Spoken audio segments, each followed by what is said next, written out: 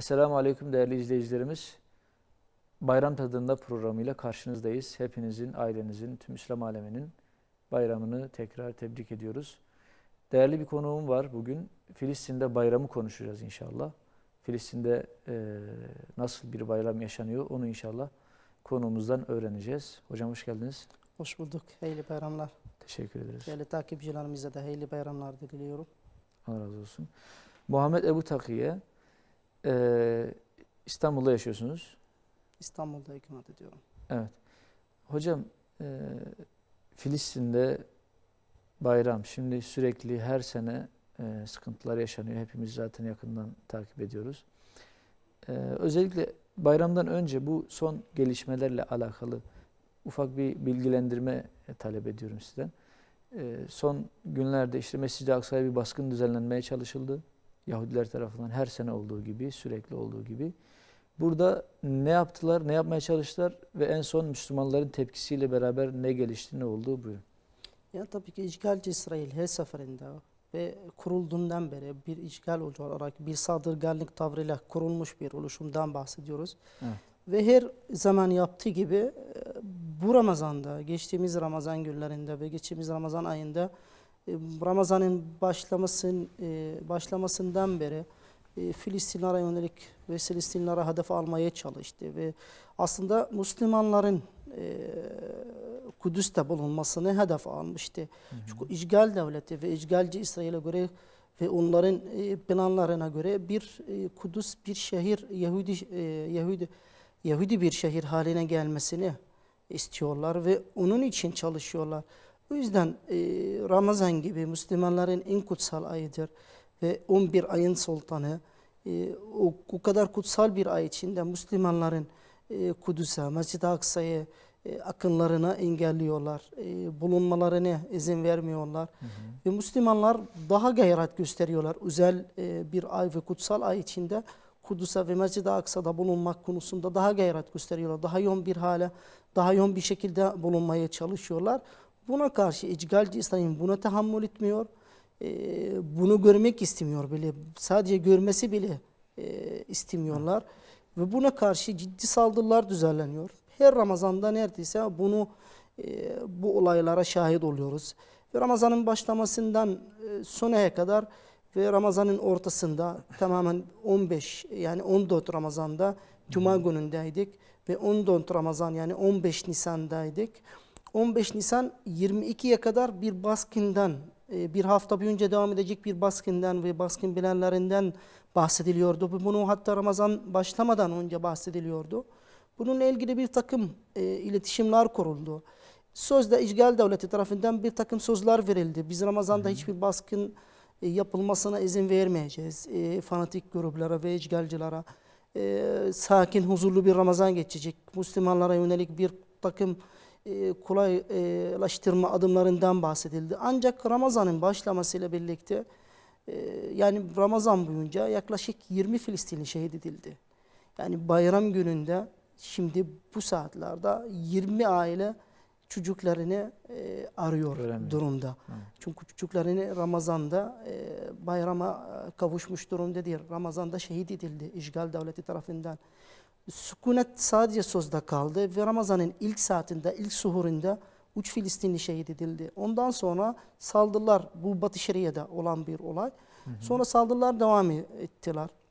Özellikle Kudüs'teki Filistinlere yönelik, bulunmalarına yönelik, faaliyetlerine yönelik, Ramazan'ın tadını çıkarmak adına yaptıklarını her şey bir hedef hale gelmiştir. Ve işgalci İsrail tarafından hedef alınmış durumdaydı. Bu baskın tarihe gelince yani Filistinler biz artık Ramazan başlamadan önce ve bütün arabuluculara şöyle bir cevap verildi. Biz işgalci İsrail'in sözlerine değil yaptıklarına güvenebiliyoruz. Ramazan'a girelim ve Ramazan'daki işgalci İsrail'in uyguladıklarına bakacağız. Ona göre değerlendireceğiz. Ve her sefer ve her zaman olduğu gibi biz halk olarak, bir direniş olarak işgalci İsrail'e ve bütün sinsi ve Yahudileştirme planlarına karşı durmaya hazırız diye bir mesaj verildi direnişten ve Filistin halkı tarafından. Ramazan'a girdik, saldırılar özellikle Mescid-i Aksa'nın Şam kapısında, Sahira kapısında farklı mahallelerde bir saldırılara şahit olduk. Sonra 15 Nisan'a geldik. Yani 14 Ramazan'daydık. Ve işgalci o zaman Cuma günü, Ramazan bayramın ikinci Cuma günündeydik. Ve bunu söyleyelim. Ramazan'da 4 Cuma'dan 3 Cuma'da, yani Ramazan'daki 4 Cuma günlerinden 3 Cuma günlerinde Mescid-i Aksa'ya yönelik saldırı düzenlendi. Ve baskın düzenlendi ve büyük hasarlar ve büyük yaralılar, büyük rakamlar da yaralılmış olmuştur. İkinci yani Ramazan'ın ikinci cumasında, yani birinci cuma saldırılar cumalarından bahsediyoruz. İkinci cumasında Filistinlilerden yaklaşık 500 Filistinli esir alındı Mescid-i Aksa içinde ve Kibali Camii'nden ve bunu görüntü olarak takip etmiştik. Evet. Yaklaşık 200 kişi o günde yaralanmış durumdaydı.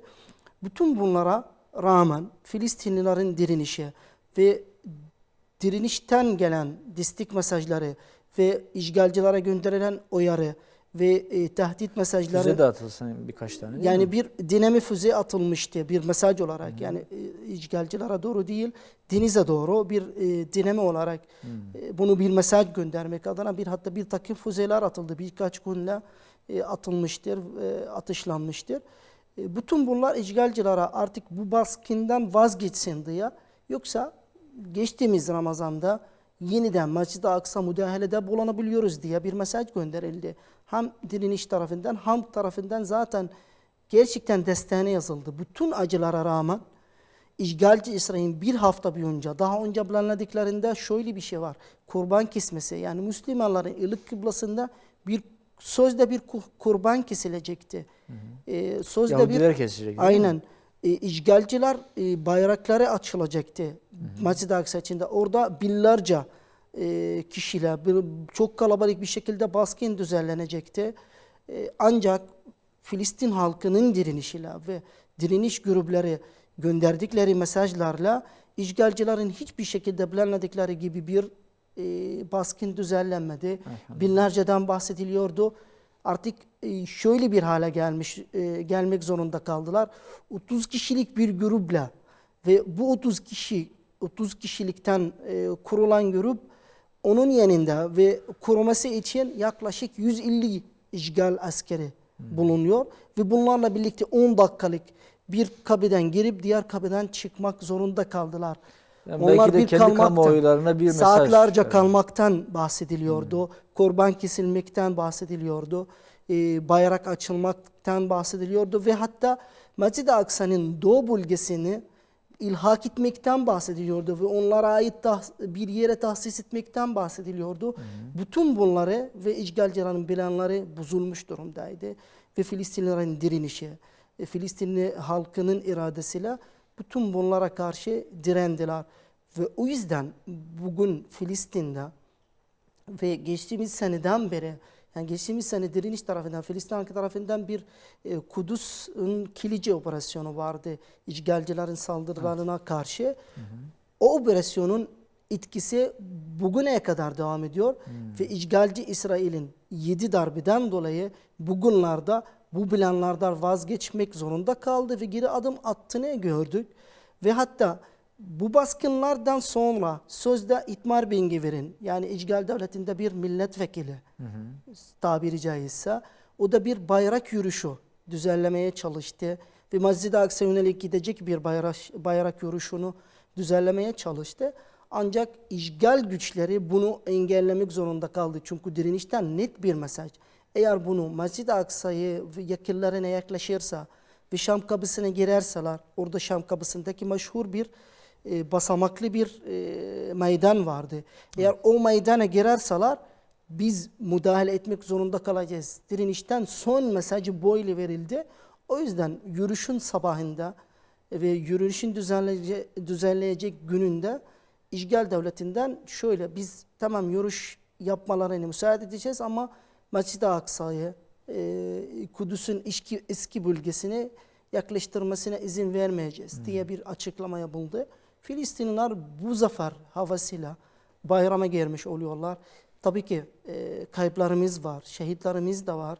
Yani onlar da Yaralılarımız da kayıp var. mı ki? Ya onlar şehitler de Ya şehitlerimiz de var. kayıp değil Sonunda elhamdülillah onlar her da. insanın yani bütün bunlar birini şehit vererek hatta sonunda bir acısı var. Hı hı. Evet. Çünkü normalde bir insanız olarak yani Filistin halkı bir insan olarak yaşamayı, huzurlu bir yaşam tercih eder. Hı hı. Birlikte hiç eksik olmadan bir bayrama geçirmek ister. Ancak bütün bunlara rağmen direnişinin zafer ile kutlanıyorlar.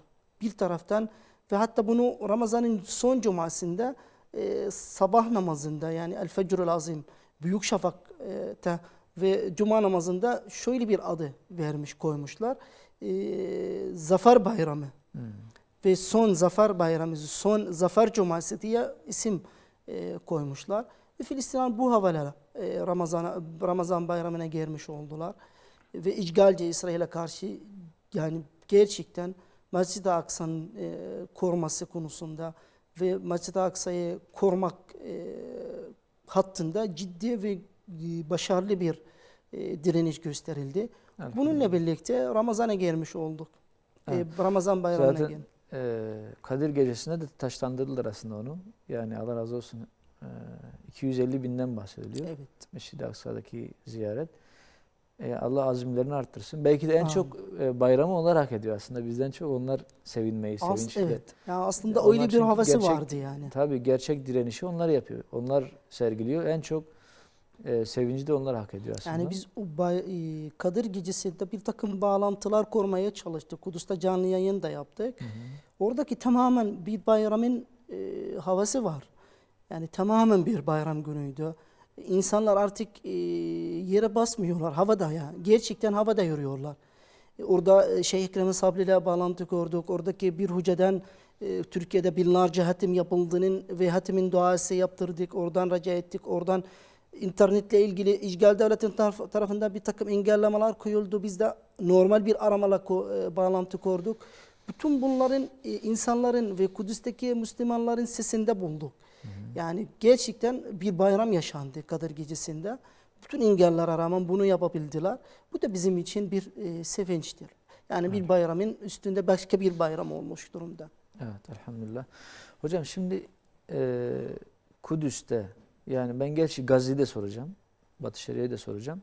Ama Kudüs'te mesela o ilk gün ne yaşanıyor? O bayramın ilk günü e, bildiğim kadarıyla o duvarı aşıp da gelenler var. Az önce program öncesinde bahsettiniz.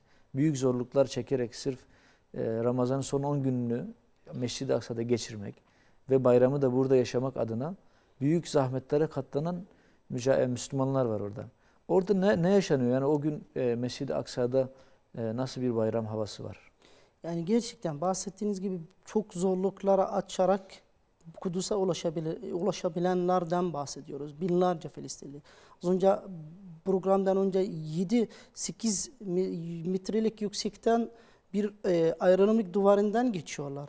Bunu çıkarmak ve onun üstünde geçmek bir takım zorluklar var. Ve hatta Kadir Gecesi'nde oradan düşmüş ve hatta felç haline kalmış durumda birkaç Filistinliler de var. Bunlar için de bunun bahsetmişken onlar için Allah'tan bir acil şifalar da diliyoruz. Gerçekten bayramın sabahında Kudüs'te temel hazırlıklar 1-2 gün önce başlar. Hı hı. Aslında Ramazan'da başlamadan önce bir süslenme çalışmaları oluyor. Aydınlatma, renkli ışıklar, insanlar yazılar, duvar yazılarıyla temizlik işlemleri yapılmasıyla bir hazırlıklar yapılıyor ve bayramın 2 gün önce bütün bu hazırlıklar tamamlanıyor. Bayram namazından sonra Mescid-i Aksa'nın havlusunda tamamen bir çocuk park haline geliyor. Bu çocuklar için tatlılar, harçlıklar, bayramlık kıyafetleri orada bayram kıyafetleriyle çocuklar aileleriyle birlikte geliyorlar.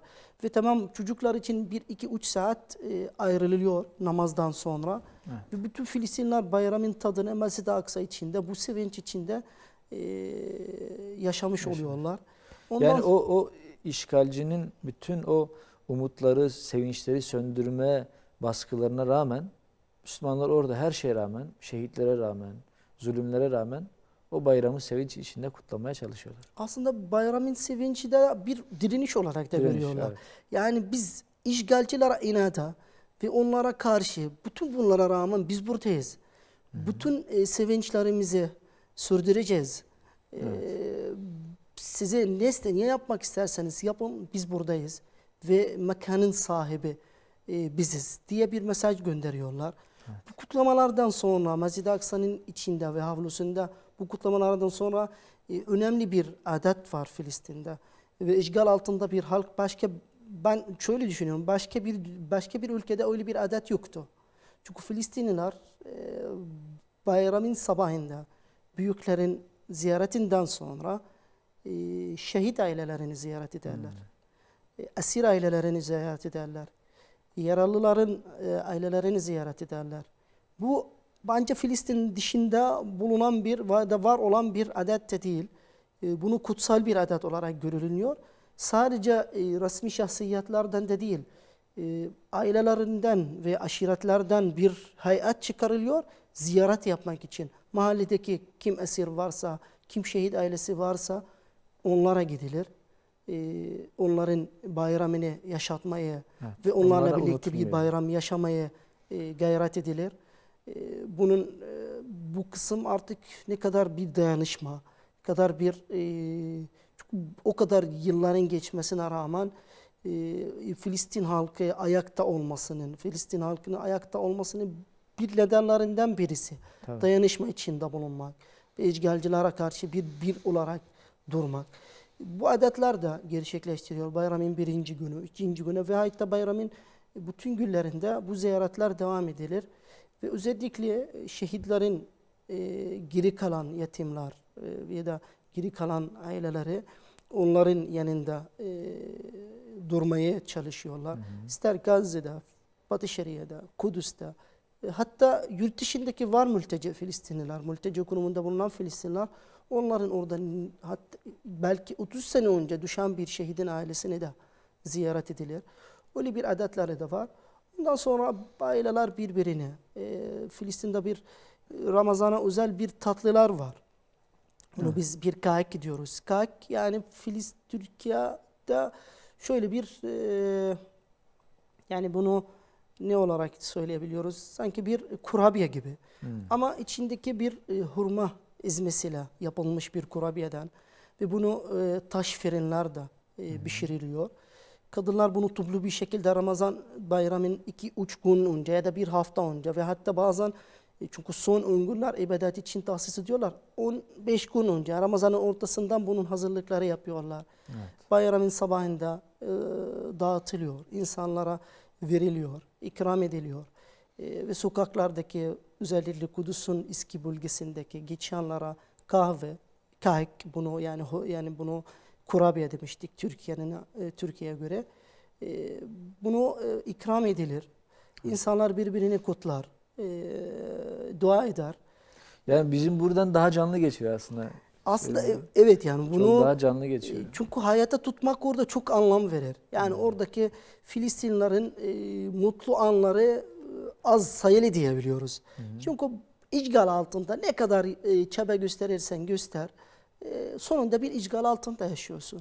Bir eksikler içinde yaşıyorsun. Bir zulümler içinde yaşıyorsun. Bir taraftan belki bir şehit ailesi var. Bir diğer taraftan bir esir ailesi var. Diğer taraftan yaralanmış ve onun yarısı tedavi ettirmekle meşgul olan bir aile de var.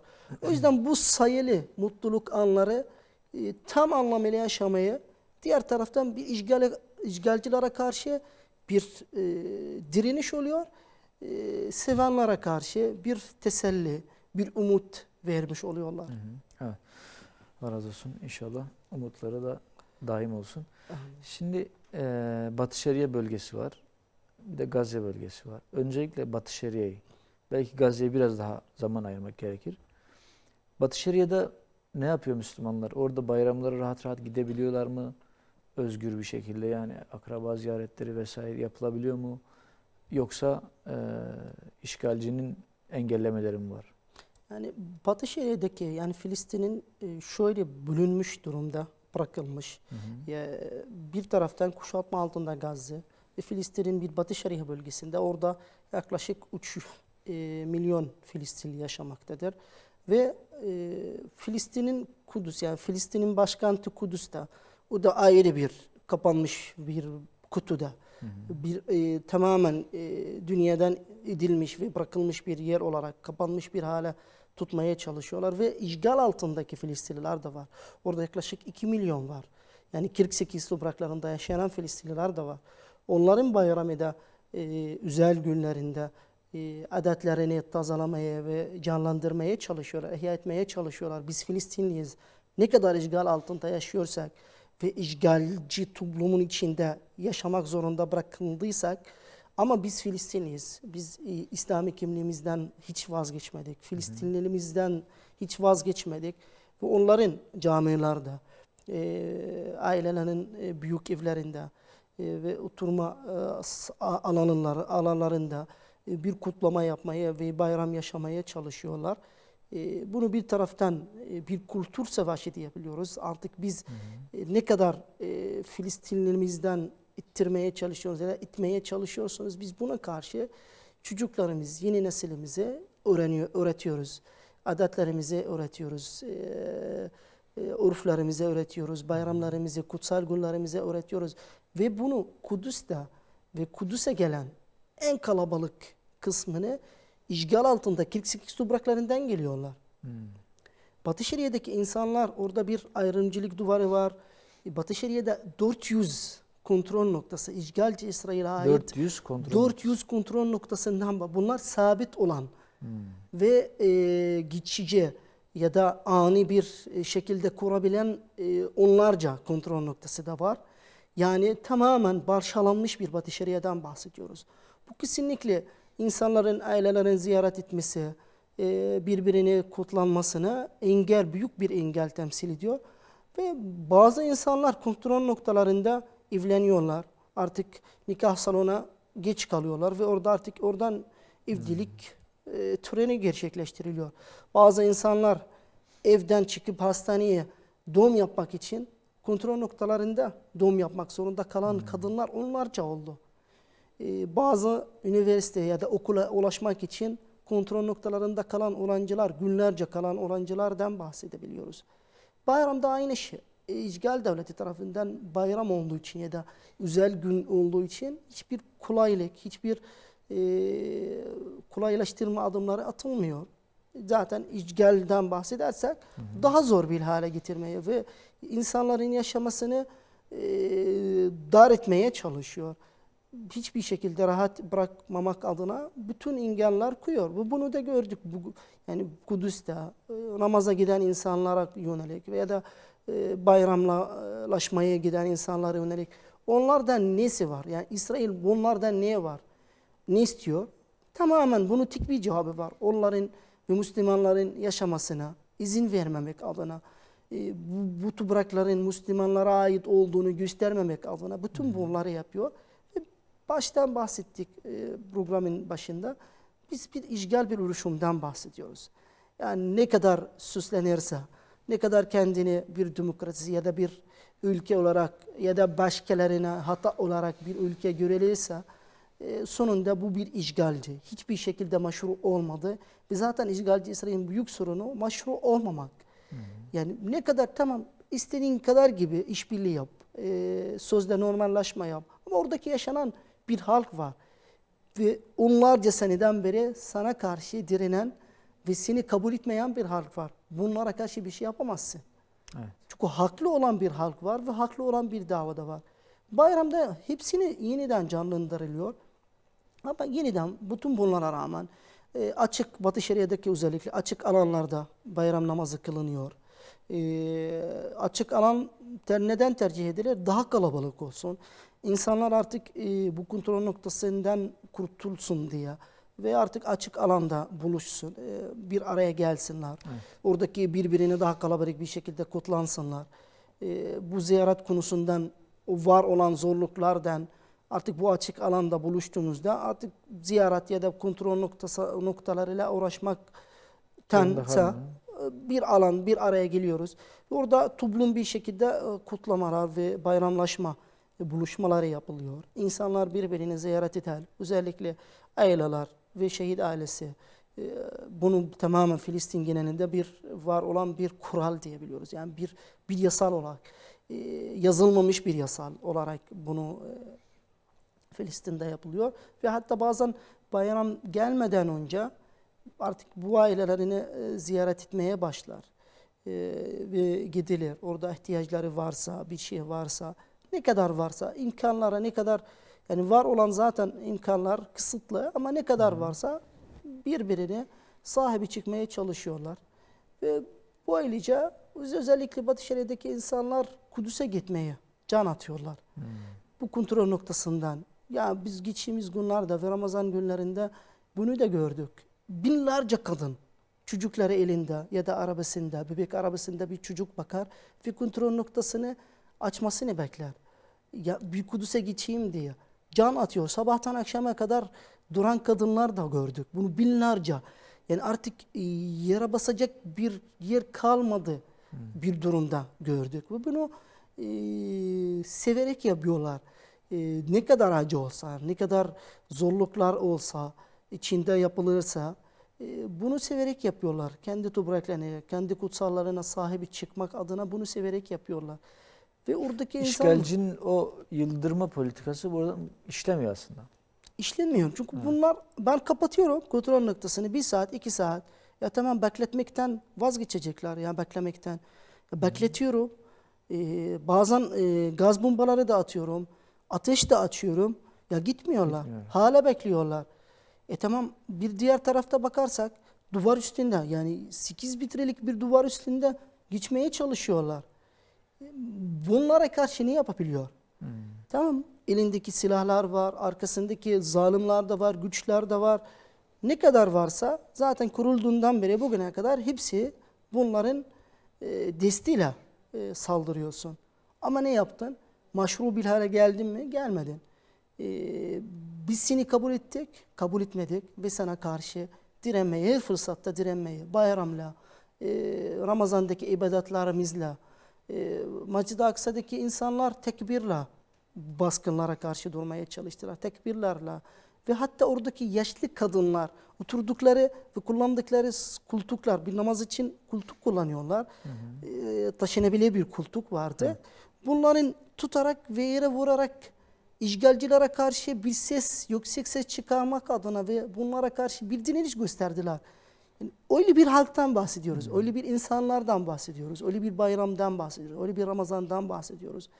Bütün bunları insanlar bir davası için yapıyorlar. Evet. Ve kırılmaz, artık bunu da söyleyebiliyoruz, kırılmaz bir iradesi var. Ondan sonra ne geliyorsa gelsin. Yani tamam, direnişleri var.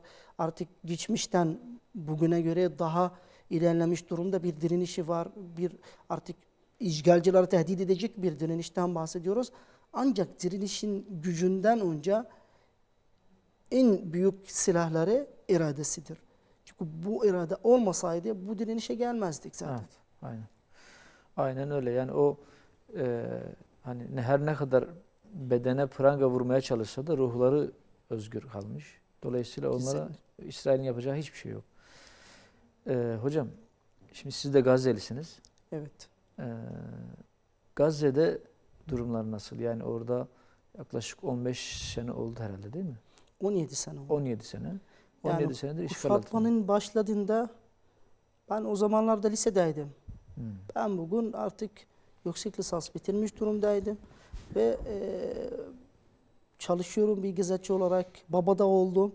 O kadar oldu yani. 17 seneden beri Gazze kuşatma altında ve bizde yurt dışına çıkan ve eğitimi almak için ve eğitimi görmek için yurt dışına çıkan bir Gazze'li, bir Filistinli olarak artık ben aileme de gidemiyorum.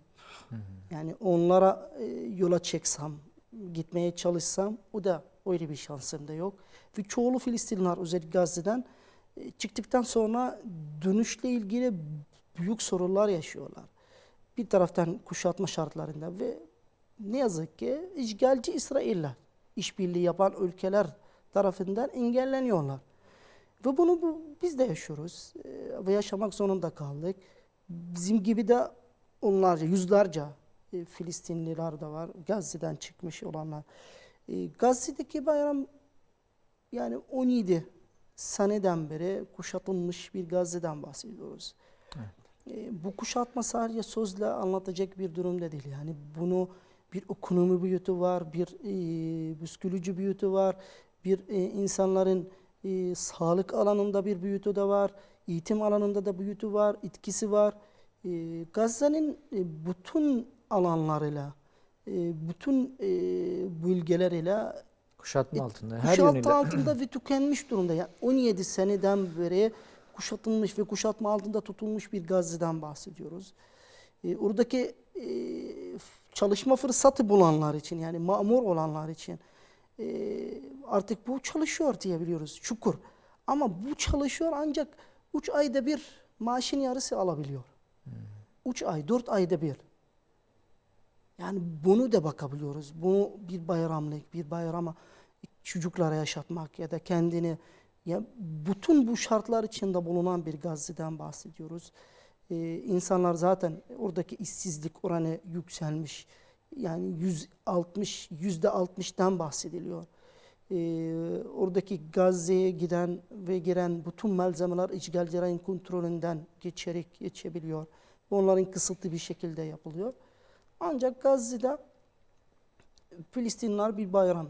Az önce dedim yani bu mutluluk anları çok az sayılı. Ve bunu yaşamayı, özellikle çocuklar yaşatmayı, kadınlara yaşatmayı, bir şekilde önemli olan dayanışma içinde bulunuyorlar. İnsanlar birbirini, büyük aile hissi, yani sadece oradaki bayramda küçük ailelerle değil, yani baba anne çocukları da değil. Öyle hiçbir bayram kutlanılmaz Gazze'de. Filistin genelinde de öyle. Sabahtan namaza gidiyorlar. O da açık alanlarda yapılıyor. Toplu bir şekilde olsun, daha kalabalık olsun diye, insanlar birbirini görsün diye, kutlansın diye öyle yapılıyor. Namazdan sonra bir kahvaltı yapılıyor evlerinde. Kahvaltı sofrasında sanırım bizde yani Filistin'in genelinde tek bir kahvaltılık yok Ramazan'da. Farklı adetler de var. Kahvaltı mı? Yani bizde mesela bölgede yani Güneydoğu bölgesinde bizde genelde şey yapılır böyle ağır yemekler yapılır sabah. Ettir, pirinçtir vesaire böyle. Yok. Bu tarz şeyleri yapılıyor. Yok yapılmıyor. Gazze'de, Filistin genelinde farklı çeşitler olabilir ama hepsini hafif şeyler. Kahvaltılık şekliyle yapılıyor. Yani mesela bizde Gazze'de çoğulu tuzlu balık yiyorlar Ramazan bayramında. Sabahsa Tuzlu balık. tuzlu balık. Yani balık gerçi Gazze'de deniz tarafı da var. Yani Biraz onu, onun da verdiği bir şey herhalde. aynen. Tuzlu balık yiyiliyor sabah kahvaltısında. Bazı bölgelerde başka bir şey yapılıyor. Sumakiye diyorlar onu. Yani öyle küçük kuşbaşı itten yapılmış ve bukuliyetle, nohutla yapılmış bir yani bir halksel bir yemekten, Geleneksel bir bir yemek yemek. tarzı, geleneksel bir yemek tarzı. Öyle bir tarzı yapılıyor. Gazze'de iki tarz var. Bunlar bayramın sabahında yapılıyor. Batı Şeria'da ve diğer bölgelerinde tamamen ona göre bir şeyler yapılıyor yani.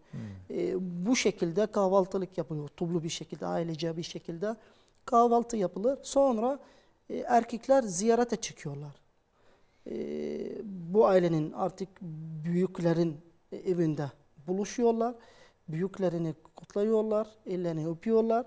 Ondan sonra erkekler çocuklarla birlikte topluca bir şekilde ziyarete çıkıyorlar. Bir amcalar, halalar, tezalar, büyüklere, şehit ailelerini sadece bir siyaset grupları tarafından şehit ailelerine ziyaret edilmiyor. Aileler de ziyaret ediyorlar, muhtarlar da ziyaret ediyorlar. Ve hatta öğrenci topluluklar da ziyaret ediyorlar. Şehit ailelerine yönelik tamamen bütün halka düşen bir görev gibi yapılıyor bu ziyaretler. Artık biz sizinleyiz. Çünkü daha önce biz şöyle bir bazen soruyorlar. Biz sokağa çıktığımızda Filistin'deki insanlar ne oluyor? Biz ne faydası vermiş olabiliyoruz? Ya oradaki insanlar birbirine dayanışma göstermeye çalışıyorlar. Halbuki bu dayanışma dışarıdan gelse çok etkisi var. İnsanlar yalnız hissetmemek ister. Yani başka bölgelerde de bizim için çalışan, en azından tepkisini dile getiren kardeşlerimiz var. Kesinlikle bunu büyük bir manevi desteği sağlar. Yani gerçekten çok büyük bir manevi desteğini sağlar. Bunu Ahmet Manasra'nın Filistin, Kudüs'lü bir çocuk. Hapishanede tutuluyor. 13 yaşındayken esir alınmış durumdaydı. Ve bugün 20 yaşına gelmiş durumdaydı. Son günlerde Ahmet Manasra için bir intifada yapılmıştır diyebiliyoruz. Evet. Uluslararası bir intifada yapıldı. İster sosyal medyada, ister normal medya organlarında, hukuku alanında bir ayaklanma yaşanmış. Ya o çocuk için 2 gün önce ailesiyle konuşuyordu. Yani Ahmet o kadar mutluluk içinde. Çocuk aylardan beri tek kişilik bir hücrede tutuluyor. İşkence görüyor. Ama insanlar onun için ayaklandığını öğrenince o kadar, yani şöyle anlaşılıyor. Ben oğlum sanki çocukluğun şekliyle gördüm. Yani sanki ben onu bir hediye almıştım, bir oyuncak almıştım ya da bir yere götürecektim gibi, o kadar mutlu olmuş. Evet. İnsanlar beni mi konuşuyorlar, benim için mi çalışıyorlar? O kadar mutlu oldu.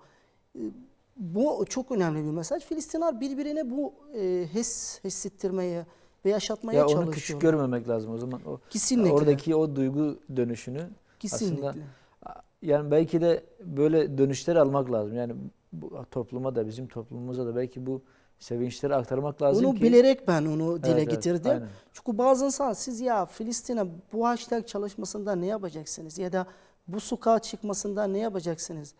Bunların artırarak, geliştirerek, bu adımlar daha planlı bir hale getirerek daha etkisi olacak ve etkisi oluyor. Evet, elhamdülillah. Hocam şimdi Gazze'de çocukların durumu, gerçi baba olmak da belki dediğiniz gibi daha zor da olabilir. Yani çocuklar ne yapıyor orada Gazze'de? Yeni elbise alabiliyorlar mı kendilerine? Veya babaları onları alabiliyor mu? Ne yapıyorlar yani? Yani bir şekilde bunu idare ediyorlar. Biz de çocukluğumuz o kuşatma altında da geçirdik.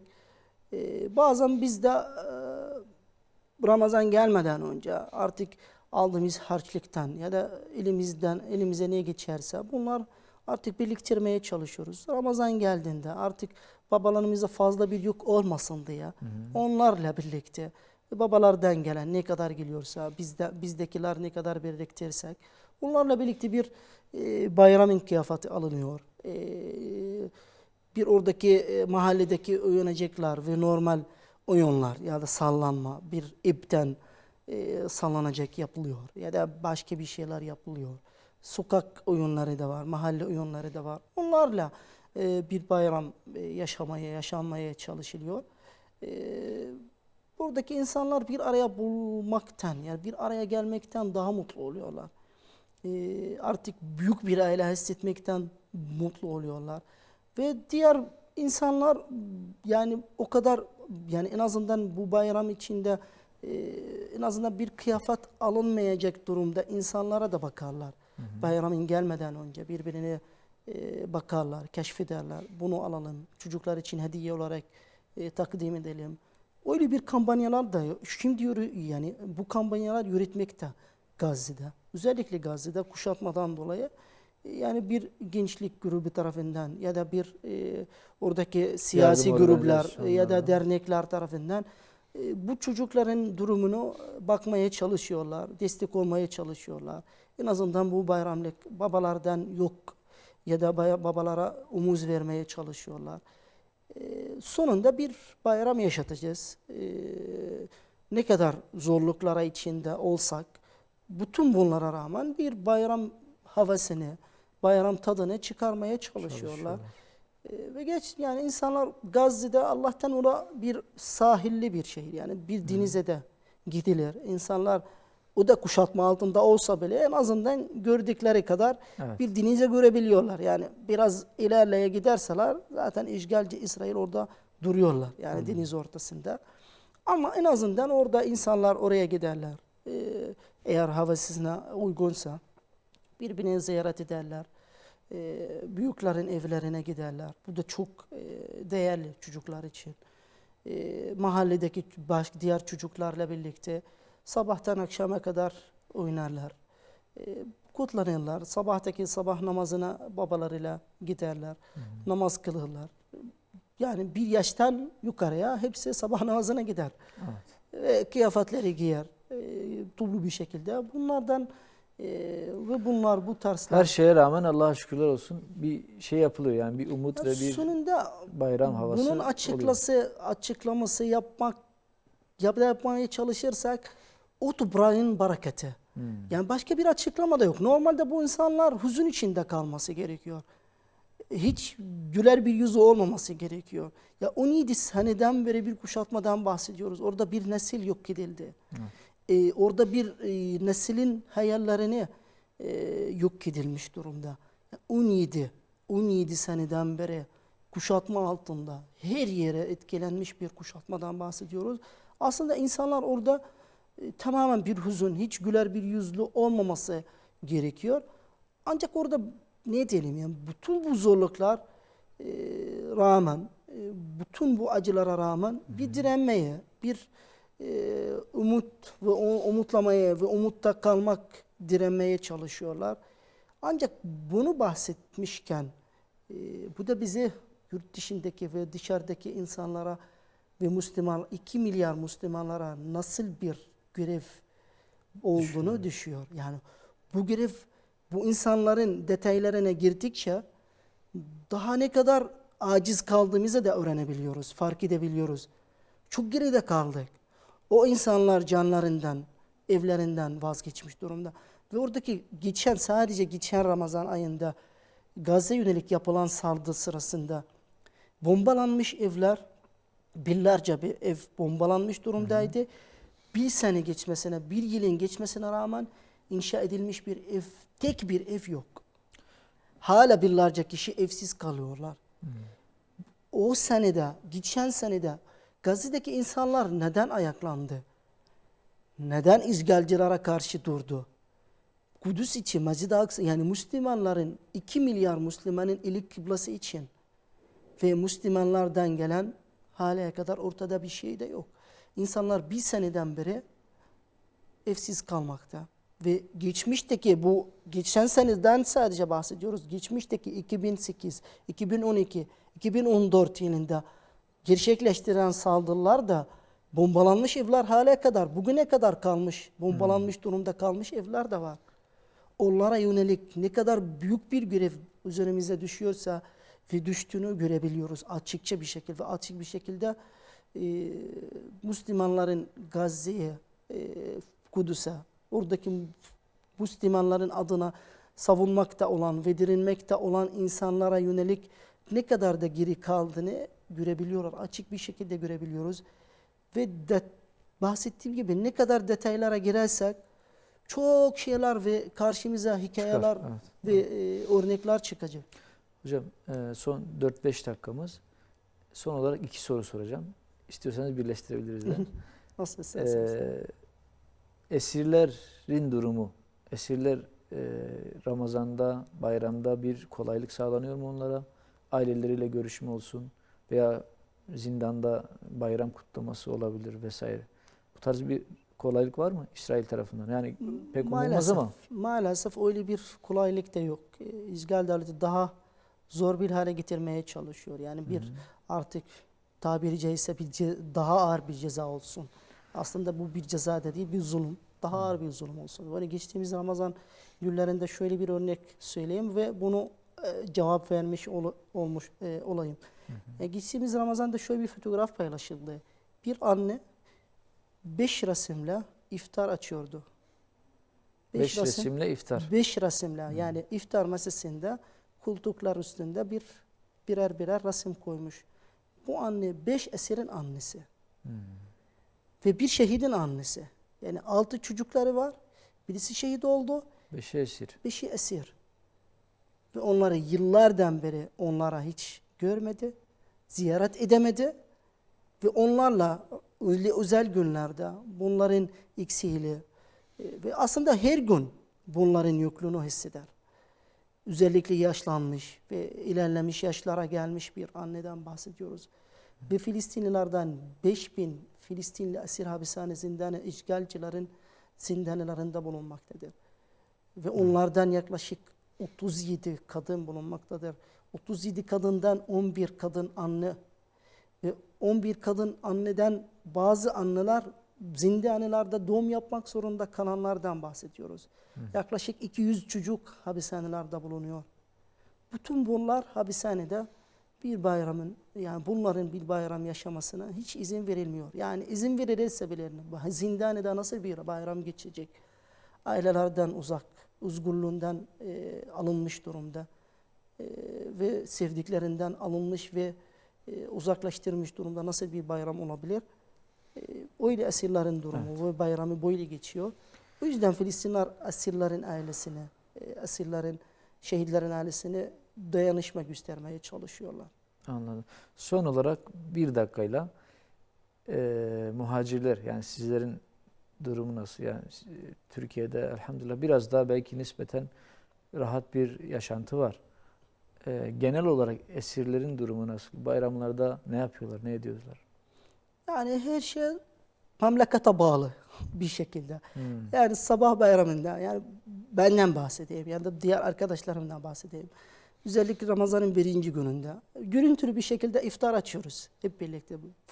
Saatlerde farklı bazen oluyor. Yani Gazze'de bizden bir saat önce okunuyor. Ama hep birlikte onlar okunduğunda onlarla birlikte görüntülü olarak. Biz de aynı okunduğunda görüntülü olarak. Çocuklar bir bayramlık almaya gittiğimizde hep annelerimizle, ailelerimizle fotoğraf çekip gönderiyoruz. Bunu alırız, bu deme alırız. Hem bizim için artık bir sevinç artışı oluyor, hem de onlar için bizi merak etmesinler. Yani bizimle birlikte olsunlar. Uzak olsa bile artık bunu alacağız. Bu çocuğumuz için bunu almayı düşünüyoruz. Uygun mudur? Öyle bir şeyler aslında bazen baktığımızda yani bir hafif ya da küçük şeyler olabiliyor dışarıdan baktığımızda ama çok yani değerli şeyler. Çünkü bunlardan tadı alabiliyoruz. Bunları yaparak bir bayram yaşatmaya ve bulunduğumuz yani Türk kardeşlerimizle, yani bulunduğumuz toplum içinde aktif bir şekilde komşularla, mescitteki insanlarla, sokaktaki insanlarla gelişen Türk halkı da cana yakın bir halktır. Ve onlarla özellikle mahalle havasında güzel şeyler de yapılıyor. Onlar da bazı özellikle büyükler yani yalnız olmanız ya da gurbetçi olduğumuzu hissettirmemek adına bir şeyler yapıyorlar. Biz de onlara karşı bir saygıya, bir ziyarette bulunuyoruz.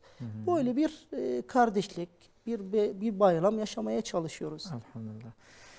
Muhammed abi Allah razı olsun. Sizden de hocam.